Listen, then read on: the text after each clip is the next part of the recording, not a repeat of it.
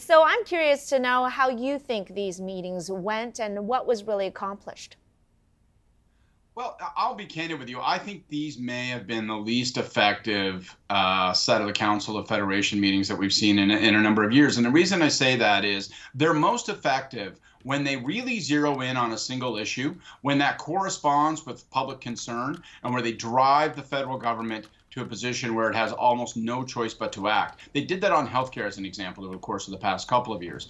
But I mean, if we want to be honest, there's this demand for a first minister's meeting on infrastructure and competitiveness. We had Doug Ford talking about affordability. You had other premiers talking about the carbon tax. You had still more premiers talking about bail reform, immigration, human health resources. So it was a little bit of a scattergun of an approach.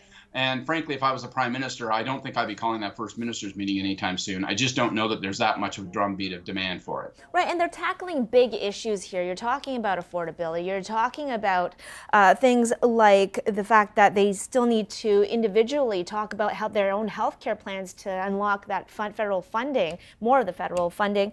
They're calling another meeting on infrastructure and another one on health care. How much longer can those issues continue to be delayed, in a sense, for Canadians? Well, I mean, I think if you take a look at the federal government's response, it's likely to say those issues aren't being delayed. I think, they gave a boost to transfers of $46 billion. Would the premiers and the provinces like more? Yes. Does there need to be more? Probably. But, there's also decisions that the provinces have to make. On infrastructure, there are massive and record investments. There's going to be a new infrastructure agreement probably announced this fall. We know that they've been working on negotiations, so I think you'll probably see action on that. But, I don't think that their voices are loud. These are important issues, without question. They're vitally important issues.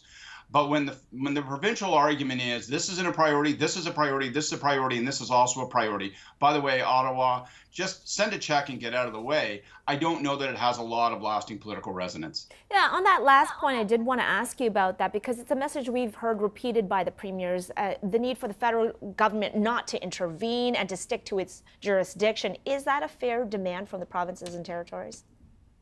It's political talk.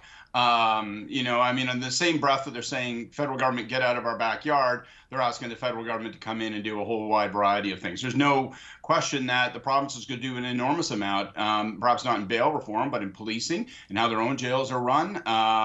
So there's lots of action that could be taken. It's just politically more convenient. I've worked for a premier, I've worked for a prime minister.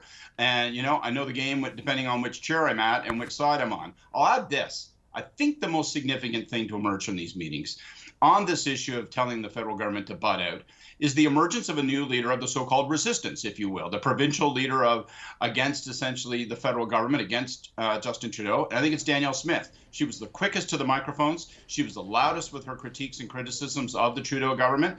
I think if you take the measure of these past 2-3 days, what you see is that Danielle Smith has declared herself on the national stage, and she says, I want to tangle with the Prime Minister. The irony, the Prime Minister might want to have that tangle. He may like the politics of that fight.